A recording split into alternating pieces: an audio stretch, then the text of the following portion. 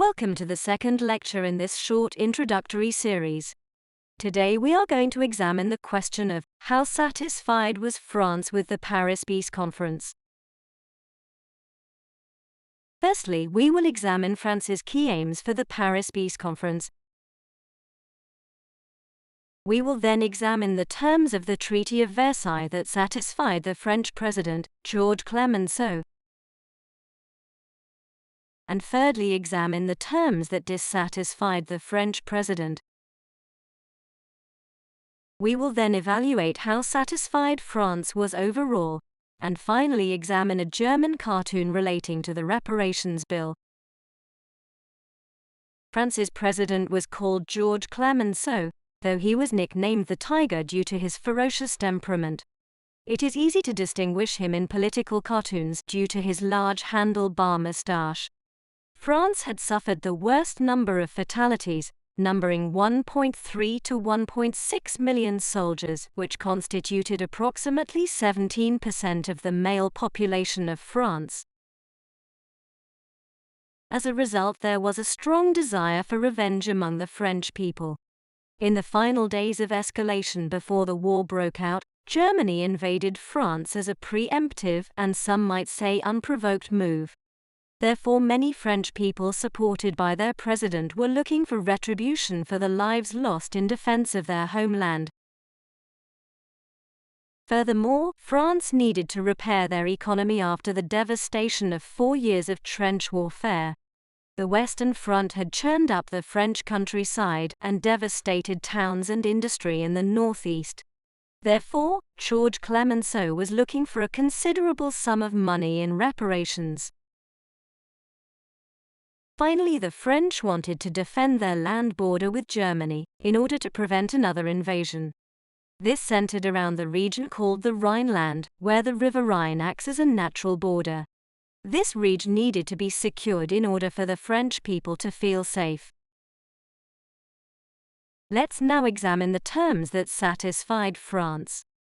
The most significant claim was the return of Alsace-Lorraine, which was a region that Germany had taken from France following their victory in the Franco-Prussian War of 1870. The return of Alsace-Lorraine would have certainly boosted French pride, and the acquisition of land would also have meant a gain of natural resources that would help to repair the economy after the war. Secondly, there was the reparations bill, which in 1922 was set at £6.6 billion. This was a tremendous amount, and so would go some way to recovering the French economy. It was also a way of ensuring revenge. Thirdly, the demilitarization of the Rhineland meant that Germany was unable to station troops on the border to France. In addition, the French and British were allowed to send peacekeeping troops to the region. Essentially, this was an occupation, and it made it very easy for the French to then send troops through the Rhineland to the coalfield region of the Ruhr, in order to collect coal following Germany's failure to make the first reparation payment. Let's now examine ways in which Georges Clemenceau was dissatisfied with the Treaty of Versailles. Arguably, the reparations bill was not large enough to satisfy the French president. The reparations amount would not cover the full amount of damage, since some of the amount had to go to widow pensions for British widows, and some of the reparations had to also go to Belgium in order to pay for the damage to her countryside. Similarly, Georges Clemenceau did not just want the Rhineland of Germany demilitarized, he wanted it taken from Germany altogether, either to become a separate nation or, even better, to become part of France. This would have further fortified France against their age-old enemy. Let's now examine how satisfied France were overall. It is fair to say that France gained the most from the Treaty of Versailles, including territorial gains and a large portion of the reparations bill. However, despite this, France's President Georges Clemenceau was the leader who came into the Paris peace negotiations with the highest demands and expectations. Arguably, he would not have been satisfied for anything less than Germany's utter collapse. Let's now examine a German cartoon that brings the themes of this lecture together. Firstly, you can see George Clemenceau depicted as a vampire. He is sucking the blood from the veins of a helpless woman, who represents Germany. This is a reference to the huge reparation bill, which would suck the lifeblood out of the German economy. Clemenceau is also depicted as weak, like a parasite that requires the blood of others to survive. This could suggest that the French economy would only recover at the expense of the German economy. The woman is emaciated and vulnerable.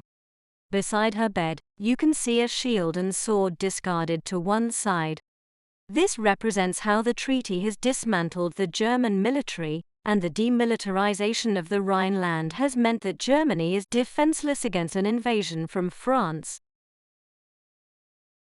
The cartoon is on the front cover of a German magazine called Kladderadatsch. This was a satirical magazine designed at poking fun at political events. Even though the magazine achieves this with its depiction of Clemenceau as a blood-sucking vampire, it nonetheless has a dark and serious undertone.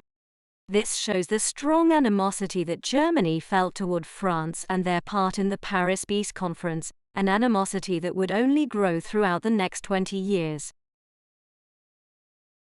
Let's now return to our overarching question of how satisfied was France with the Paris Peace Conference. Firstly, it is worth remembering that France's key aims were underpinned by a strong desire for revenge, and also a need to recover the French economy. Clemenceau was most satisfied with the return of the territory of Alsace-Lorraine and the reparations bill. But he was not satisfied with the extent to which Germany was punished. He would have preferred a larger reparation bill and more security across the German-French border. One could argue that Clemenceau achieved the most from the Paris Peace Conference, since the Treaty of Versailles was punitive in nature. However, that does not make him the most satisfied of the big three, since he was the one who demanded the most, and some would say he had an insatiable appetite for revenge. Thank you for watching. Tune into my other 2 lectures in this series to assess how satisfied Britain and the USA were with the Paris Peace Conference.